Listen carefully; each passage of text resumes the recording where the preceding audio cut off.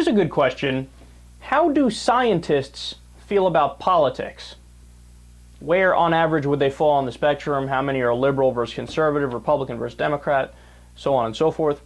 Well, one hypothesis would be, well, look at the general population. I mean, they, by and large, are 50-50. One election might go to a Democrat, the other might go to a Republican, and of course it can, peak and dip, and you'll have 46% conservative one year, 54% another year.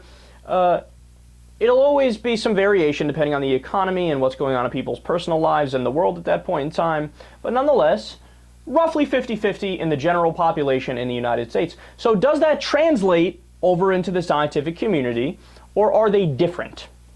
Well, an article in the Chronicle of Higher Education by Eric M. Conway and Naomi Oreskes points out that in 1968, Richard Nixon won 31% of physicists, 42% of biologists, 52% of geologists, and 62% of agriculture scientists.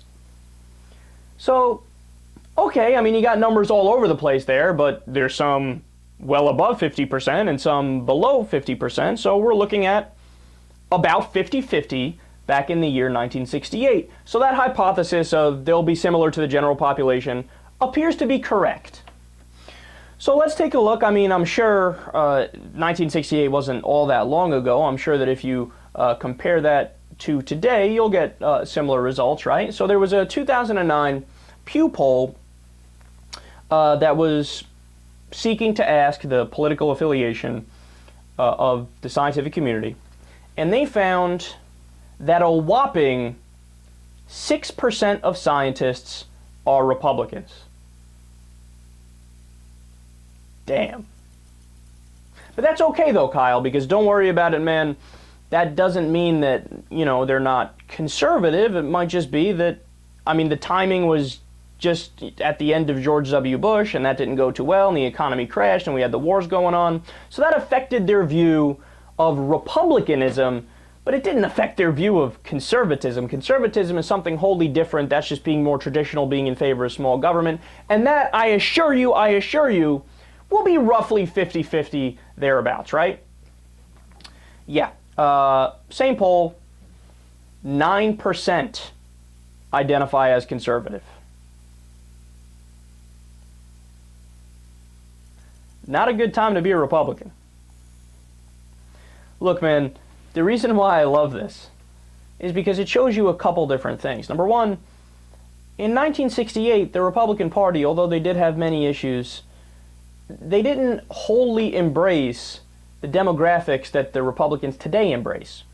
So today they embrace the religious lunatics, the evangelical Christians, right, who want to push their religion on you via law, the Southern racists, who back in 1968 they were not solely catering to them, and the rich people, the people who want to own you and who want to rig the system in their favor. Now, in 1968 they had issues, but they didn't embrace all of the negative demographics that have mental issues. But today they do. And scientists, above all else, they value reason and rationality and logic. And they value empiricism. If they can look at you and see that your policies aren't helping, and your policies are representing a very tiny percentage of the population, which is already doing well anyway, then guess what a scientist will do? They'll say, piss off, I'm with those guys. Look, the best part about science, it's a process, right? And the process is geared towards explaining the world as it is, figuring out what is true, what is correct. It has no bias. It has no bias whatsoever. In fact, it's self-correcting. If science is wrong, you do another experiment and you'll find out, well, that one was wrong, and now the answer is this. If there's any group of people I want on my side when we're talking about politics, it is that group of people.